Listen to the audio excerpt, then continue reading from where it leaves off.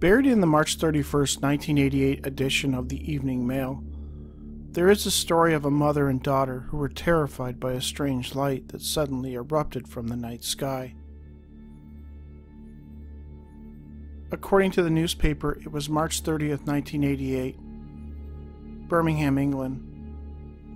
Mrs. Carol Thomas and her 18-year-old daughter, Helen, were walking to their cleaning job at 5:30 a.m., passing through an alley not far from their home in Dice Close, Castlevale, when they were suddenly caught up in a, quote, torch-like beam, shining down from something up in the sky.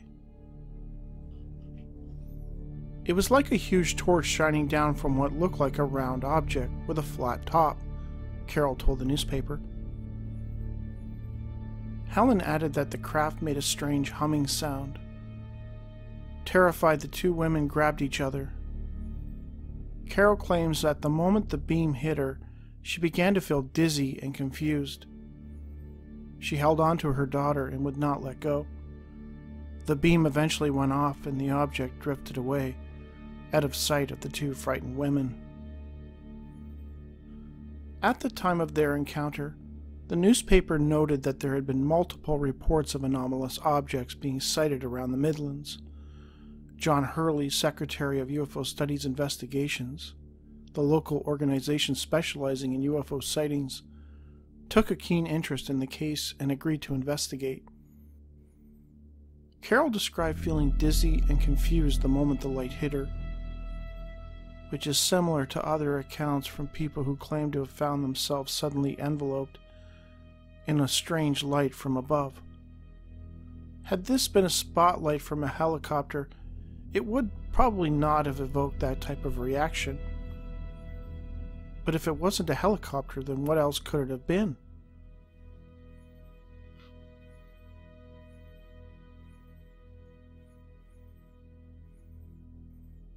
In early 2002, a man named Chris, no last name was provided, was driving in Moberly, Missouri when he observed something straight out of a science fiction movie.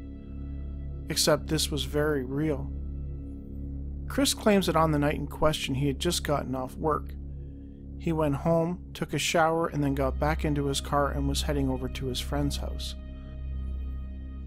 As he was passing by a cemetery, he looked out over the rows of headstones and observed 3 bright white lights coming in his direction very fast and very low to the ground.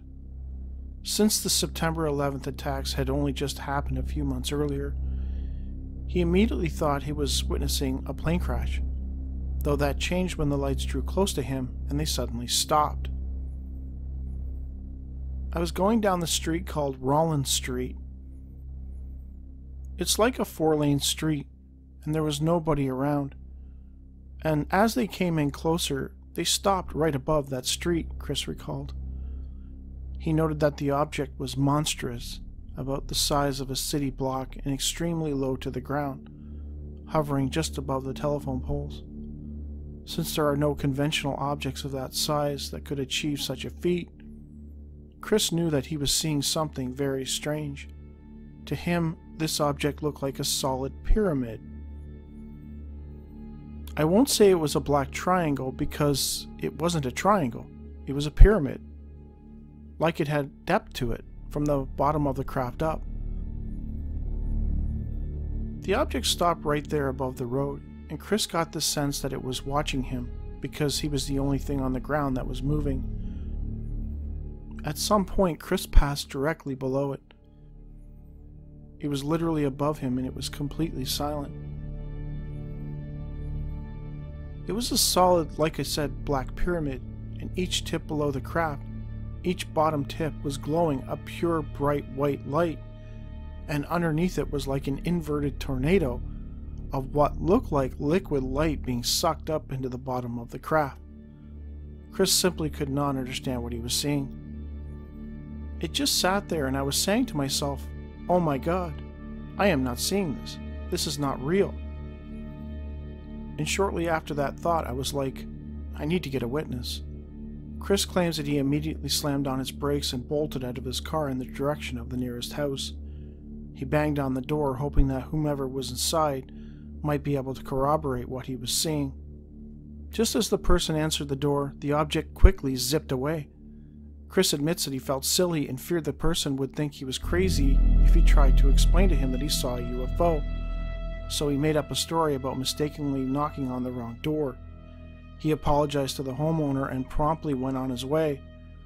While cigar and round-shaped UFOs are more common, there are reports of weird pyramid UFOs in UFO literature. It is unclear what they are, though one of this size would almost certainly have been picked up on a radar. At least you would think so. Do these pyramid UFOs, like the one observed by Chris, somehow link back to ancient man's desire to build pyramids to honor their gods? Or was that just, a coincidence?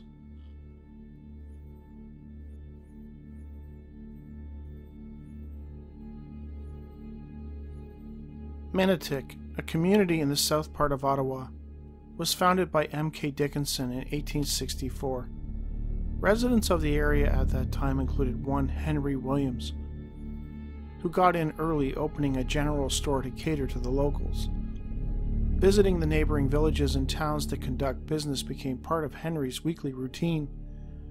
It was while returning home from one of these business trips in nearby Fallowfield that Henry would encounter a bizarre shadowy figure who seemed to arrive out of the darkness of the night, as they tend to do, and walk alongside him and his horse for a period of time. The city's paper of record, the Ottawa Citizen, in their January 23, 1937 edition, detailed Henry's strange account in a lengthy article. Henry recalled that it was dark when he and his horse finally set out, making their way down the lonesome country road for home. It was quite rough and strewn with potholes, so Henry had his horse take it slow. As they neared Maple Hill, Henry took notice of a figure walking alongside the front left leg of his horse. He had not seen the figure come out of the thick forest which lined both sides of the roadway, nor had he noticed the figure stroll up beside him. To Henry, it was as if he just appeared there. The figure, which he determined, despite the darkness, to be a man, did not speak or look around, and Henry felt that there was something odd about his appearance. Henry tapped his horse and the animal began to move faster. Inexplicably, the figure remained there alongside his horse.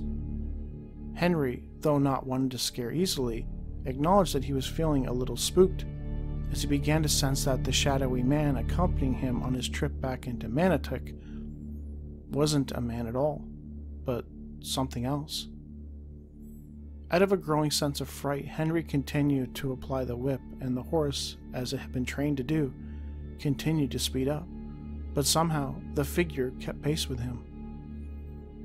It was so close to them that Henry believes that had it been a man, his horse would have almost assuredly stepped on him. Henry continued to lay into his horse to no avail.